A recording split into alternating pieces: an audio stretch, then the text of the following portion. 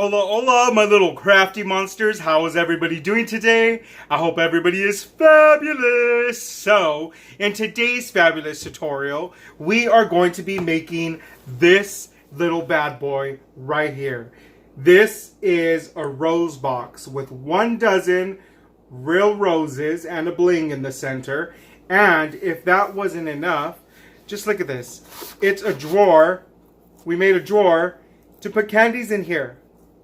What? I know. How crazy is that? We also printed this gorgeous little label so that we can go ahead and glue it in the front. So, without wasting any more time, guys, let's get down to business and make this little bad boy. And so you guys could get started on yours. Oh, and before I forget, we didn't throw away the lid. The lid is still right here. How cute is this little box? Right? Could you imagine somebody giving you this? Or you giving this to somebody? You would like totally make their day, boo-boo. Totally make their day. Chocolate and roses? Come on. I mean, Matthias. What else could one ask for, right, little man? What else? Oh, let's get you in the camera so you can see. There you go. There's our little man right there, our little co-host. So anyway, whoa, calm down. I know you guys want to get down and dirty, so without wasting any more time, guys, let's get down to business and make this little bad boy, and I will see you in a bit. Hola, my little crafty monsters. So, in this fabulous tutorial, we are going to be making that amazing rose box with the little drawer full of the chocolates, which I feel that roses and chocolates is amazing. So we're gonna need one of those boxes from Michael's. I purchased both of these boxes from Michael's, the large one and the small one. And this wet foam, I purchased it at Hobby Lobby's. This is the large box that I purchased. Actually, it was the medium box. The larger box would be too big unless you're going to do like two dozen roses or more. But for the most part, this box is 7.5 by 7.5 by 7.25. So this is the one that is at Michael's. Go ahead and open up your boxes, both of your boxes. And we're going to use the lid of this box, well, I mean the bottom part of this box, because it's a lot thicker and it's a lot smaller. And so it's gonna fit our chocolates perfectly. So what we are going to do is we are going to measure 1/4 of an inch from the bottom, and I'm going to make sure that it's 1/4 of an inch. So make sure that it's about 1/4 of an inch so that you have a little lip in the bottom. Kind of try to center this as center as you possibly can, and then go ahead and just trace over this drawer that we're making. And then this is going to be the guidelines for you to go ahead and use your box cutter or whatever it is that you want to use, X-Acto knife. And you guys could go ahead and just cut out this portion of the box. And this part that you are cutting off of the box, do not throw this away. We will be using this. We are going to create a little ramp for the drawer with this little piece of cardboard that we're taking off from here. So do not go throw this away, keep it. And we're going to fold it and then put it in the back. So when the drawer, it's kind of in the same level. So we're going to go ahead and measure the box, make sure how big it is. It's 7 inches in the inside. So what we're going to do is we're going to go ahead and get cardboard, and we're going to go ahead and cut that to 11 by 7. Okay, because you want it to be 7 inches so that it's basically what we're creating is kind of like a little table, just so that you guys, it'll make a lot more sense. It's kind of like a little table, you'll see. We're going to do a little table with 2 little legs, and that's going to be basically the base that's going to hold the whole entire aqua foam and your roses into place. And it's going to make it, it's going to hold it above the chocolates. So you will not have that touching your chocolates or anything like that. So go ahead and just cut your cardboard to, like I said, 7 by 11, and then put it over your box like the way I did. And all I really did was, honestly, was just put it over, and I kind of basically let the box tell me where to crease it. See? So just put it over and then fold it. And that's basically what you're making. So now at this point, you can go ahead and start working on your actual little drawer. So what we're gonna do, because the drawer is way too long, we're gonna go ahead and cut 1/4 of an inch all the way around at the bottom. So go ahead and get your ruler, and you're gonna go ahead and cut that to 1/4 of an inch, or I'm sorry, yeah, it's 1/4 of an inch. Excuse me. So mark your 1/4 of an inch all the way around your box, and then that's going to be your guideline on where to cut. And so we're going to cut that part off of the drawer, and we're going to make it a lot smaller so that it's going to be able to fit into our box perfectly. So go ahead and mark your 1/4 of an inch, like I said, all the way around. This part is really easy. Honestly, to tell you the truth, you could do this with any box. So when you go to Michael's and you're picking your box and you're picking the drawer, because there are 2 sizes, just go ahead and kind of measure it and see, how big that drawer is going to be onto your box. You could more or less kind of already know when you're picking them because of the sizes of the box. So on that, with that note, that's going to really depend and determine what size you're going to be cutting and the measurements. So all we're going to do is we're going to go ahead and hot glue this little puppy back into here. And it is going to be a little bit raised up. And that's going to be fine, because that little extra centimeter of it being raised up is basically going to be like a little locking mechanism. So it's not going to allow the drawer to pull out completely. So it'll stop it from pulling out. And it kind of works perfectly. So you will notice that it is a little bit higher once you place that part that you ripped off, that you cut off. And so all I was doing right there was just measuring the size and the inside of the box, so I could go ahead and cut a paper so that I could go ahead and just put it in the bottom, so it just looks a little bit more neater. And so that's how we're going to cover the bottom of the box. Now what we're going to do is we're going to go ahead and put a little bit of tissue paper, just a little bit of decorative tissue paper. It doesn't have to be perfect. You guys could skip this part, or you guys could add this part, whatever it is that you guys want to do. So all I'm doing really is just cutting around the top part of the box, and I'm folding in a little bit of that tissue paper just so that it doesn't look too messy, but it's still sticking out there. And I'm putting it from the inside because of the fact that that lip is going to be blocking it. So go ahead and put hot glue on that little part that you cut off and kind of create like a little ramp, and then that will hold your drawer into place. Now you're ready to put your little base into your box. So go ahead and add a little bit of glue at the bottom of this, and this is going to just basically secure that into place so that it does not move around. Go ahead and put it into your box, and then I put a little bit more glue on the inside so it just sticks to the walls. And then go ahead and just add a little bit of glue right there. After that has cooled off, it's just going to hold it into place, and that's not going to go anywhere. So we're already done basically with our whole entire box. All we're going to need to do now is get bags, and then we're going to line the inside of the box with bags. What I'm doing is I'm filling them up with air, and I'm making sure that there is no hose, because remember, you are going to have the aquafoam in here, and it is going to have water. So you don't want any possibilities of the aquafoam leaking water down to your chocolates. And not only that, but just ruining your whole entire box. So this whole entire project would have just went down the drain. So what I'm doing is I'm just measuring. It's about 4 inches. So I'm going to go ahead and cut that down to about 4 inches. And then I'm going to just line the bottom with these plastic bags. I'm still going to add some saran wrap on top of this. I just want this to be the extra security.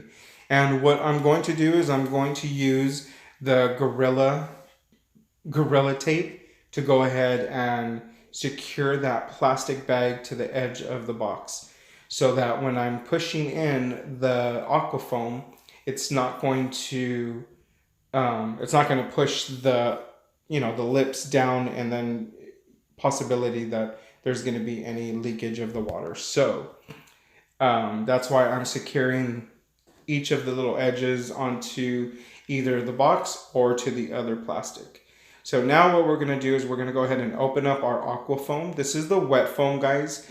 Now you got to be really careful when you go to Hobby Lobbies or Michael's to purchase this. I purchased this at Hobby Lobbies. I don't know if Michael's has one, but you do have to be careful because there is a dry foam, there is a styrofoam, and there is a wet foam. And you want to make sure that you get the wet foam because the wet foam is the one that is designed for fresh flowers because it's going to act like the soil and it's going to retain the water so that the flower is able to drink water, and also it stops it from getting oxygen to the bottom part of the stem. So this is the part where we're going to go ahead and add our little saran wrap, and we're going to go ahead and just make sure that there is enough on the edges so that we can go ahead and push it down. So now just go ahead and put it, on top of your box. And once you put the aquafoam on there, it'll just basically sink down to the bottom. You'll see right now. It's kind of hard for me to explain because I don't even know what I'm talking about.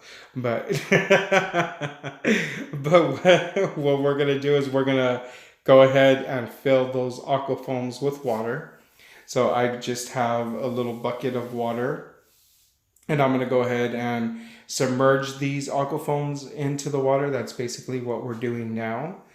And then afterwards, when these bad boys are submerged into water, what I want to do is, and I would recommend you do, is basically getting a towel and putting the towel underneath this so that you won't get any water, where you don't want any water at. So this is where I'm going to go ahead and add that towel. This is my craft room towel. This towel stays in the craft room and is solely for this purpose. So see, the aquafoam now is full of water and it just pushes the saran wrap down. Now I'm not going to cut that excess saran wrap. I'm just going to go ahead and leave it and tuck it inside. Nobody's ever going to see it, but that's just going to serve so that no leakage is happening into the box. Now that we have this little bad boy ready, what we could do is we could start doing the little ribbon part for the bottom of the drawer, and this part is going to be so that you could basically pull out that drawer a lot more with easier. And so I'm just putting a little dot of glue, and then I'm attaching the ribbon, and then I'm going to add a lot more glue on that little tab, and then I'm going to glue that to the bottom part of that drawer, kind of in the center. And then that's going to be so that you're able to pull that drawer out a lot more easier. And I mean, honestly, to tell you the truth, guys, I know I say this, but that's pretty freaking easy to make this box. And it's just so pretty and so fancy looking. So now at this point, I'm just going to go ahead and measure how tall I'm going to need these, and I'm going to measure just the stem, not the rose, because the rose needs to be sticking over the box. That's basically the look that I want. Now, you can fill this box as much as you guys want. I just wanted to use 1 dozen roses. I didn't want to use any more than that because of the price that they are right now, because it's around Valentine's. So what I'm going to do is I'm just going to set these roses down the way I feel is appropriate. Now, have in mind, guys, that I'm not a florist. I do not deal with real flowers. So I have made flower arrangements for weddings, for a few weddings, but I never really did it as a business. So I'm not a florist. So I'm going to do this to the best that I possibly can and to my liking. I actually really, really love how this is coming out. So basically I'm cutting the stem at 4.5 inches, and then I'm cleaning out all of the outer petals so that the petals are all nice and clean. So that's what you see me doing as I take off all the green and I go ahead and take off some of the petals. Now, don't throw away all of the leaves because we will be using some of those leaves to kind of fill in here and there on the gaps that are kind of open so that you don't really have to buy too many flowers. I mean, you could always just fill them in with their own leaves. And so that's basically what we're going to do at this point. Instead of going to buy more roses. So I'm going to go ahead and just continue filling this little bad boy up. And I'm using all of the roses basically. Now, some of these roses are already kind of like opening up pretty much. And that's okay because they're all going to open up pretty full and it's going to just look so beautiful. I love the color of these roses. It kind of makes it look so antique-ish. And then with the little flower label from Paris, from Paris, it just, I don't know, it just goes with it. I was going to get red roses because this is for my love. So I was going to get red roses for him. However, I really, really liked how these looked. So I'm going to go ahead and glue this little glitter on the bottom. And what I did was I measured it. And then I got one of my square dies and I cut out the centerpiece. Why? Because I felt, why waste that part of the glitter paper when I could use that for something else? I'm just being frugal, guys. You're putting another piece of paper over that, so ain't nobody gonna ever see that. But I do that because I feel sometimes glitter paper is expensive and you're wasting that glitter paper that's being hidden behind. So take out that square in the middle and use that for something else if all you're trying to do is use the glitter paper as a frame. And that's basically all we were doing right here, was just using it as a frame. So I used some hot glue to glue that little bad boy on there, and I really love how that looks. What we're going to do is we're going to go ahead now is work on the lid of our box. Now I know that we're really not going to use this lid. I mean, there's no reason why you should be covering these roses. However, we're just going to go ahead and decorate it because we want this to lay next to the box of roses so that, you know, it just gives it the whole entire look. Is the look, mama, is the look. So just go ahead and get your bow dabra if that's what you use for making large bows. This is what we're going to use, is the bow dabra, and we're using this red and white ribbon, and I really love this ribbon because it, you know, it goes with the Valentine too, because we're decorating our box with red and white. Traditional. And so just go ahead and make your bow as many loops as you want, and then go ahead and tie that, secure that with your wire, and, you know, twist it, do your whole little whatever it is that you do to secure your ribbons. And then set that aside because we're going to go ahead and continue to work on the lid. So now all I'm going to do is just cut a few pieces of ribbon just to make it look like that cross, the cross look on top of the bowl, on top of the box. And we're going to hot glue those to the inside. Now nobody's going to see this. I actually leave these ribbons and the bottom part of this lid the way it is. But if you want to get a little bit more neater about it and you're afraid that somebody's going to lift this lid up and look at the bottom and be like, oh my God, you did not decorate the bottom part of this lid. Trust me, nobody's going to do that. But if it makes you feel better, measure the inside of this box, cut out a piece of paper and glue it to the inside of this box. And then that'll cover all of those loose ends of the ribbon. Right here, I just got my paper piercer and I pierced a hole in the very center of the ribbon and the box. And that is where I'm going to feed in the wire of my bow. And I'm going to go ahead and use some hot glue to secure that. And then I'm going to zigzag. I always zigzag wires. Zigzag the wires and hot glue it. And then secure it with a piece of paper. This is just so that the ribbon does not slide out. I mean, it really does secure. Trust me, I've done this to a lot of projects. And it does not go nowhere.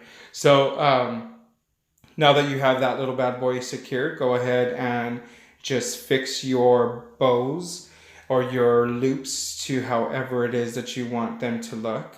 And I just wanted them to look like a really big full ribbon on top of that. So there you go. So next, now what we're going to do, so we could give some of these roses some bling. We're going to get some of our little rhinestones, and I'm going to pick 12 of the same kind, 12 of the same size. And then I'm going to use 12 of these decorative pins. You've seen these probably in the wedding section. They have them at Joann's. These are in the wedding section, like I said, and they have that pearl teardrop on the very end. So what we're going to do is we're just going to add a little bit of glue on that very tip of those needles, and then we're going to go ahead and pick up our rhinestone and allow those to harden and dry. And then we're going to go ahead and add those to the center of our roses. And that's just to give it a little bit more of a bling, a little something, something, because you know Jesse has to go a little over the top. So that's what we're going to do.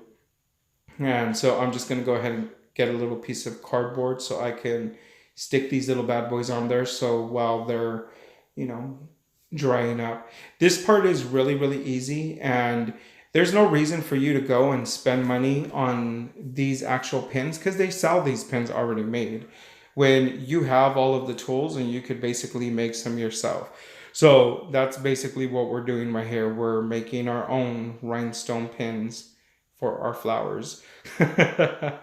So go ahead and just do that to all 12 of your needles and all 12 of your little blings, and pick up those little bad boys. And then we're going to go ahead and stick those to the middle part of the roses. I'm telling you, it just gives them a little something. I really, really love how that looks. And so that's how easy it is. And by the time you finish the last pin, seriously, they're already getting hard. What, my love? See, Matthias thinks they're gorgeous. So go ahead and stick those to the very center of your roses. I know that on this camera, you guys really can't tell, but in person, this is a wow. You know, it is super, super gorgeous. So go ahead and stick those little bad boys in there. You can go ahead and skip this part if you guys don't have these materials, or you guys just don't want to add the bling. Some people don't like the bling, but for the most part, I do. So put bling on everything. Glitter and bling, guys. If it sparkles, I'll take it. So that's how easy it is, guys. Now all we're gonna do is just basically put our candy inside our drawer, and these candies right here is the perfect size for that drawer. So we didn't have to take them out or nothing. We left them in the package, and we just put those little bad boys in there, and voila. That's how easy it was to make this little bad boy. I hope that really inspired you guys to make one of these. And if you guys do make it, please share it with us on our Facebook. I would love to see your masterpieces. That's it for now, my little crafty monsters. Hey, welcome back, my little crafty monsters. That's how easy it was to make this little bad boy right here. This gorgeous little centerpiece, if you want to make it as a centerpiece, if you want to make it as a gift, whatever it is, this is an amazing, easy to do little gift for any of your boo-boos or for your significant otro. So, wasn't that awesome, you guys? This was our grand finale for our Valentine series of tutorials. I hope you guys enjoyed all of my Valentine tutorials that I made for you guys. All of the beautiful Valentine cards, ideas that I gave you guys, so that you guys didn't give me any excuses on why you didn't make any Valentine cards. But I really hope that inspired you guys, all of my videos. Thank you so much, all of you guys, for watching.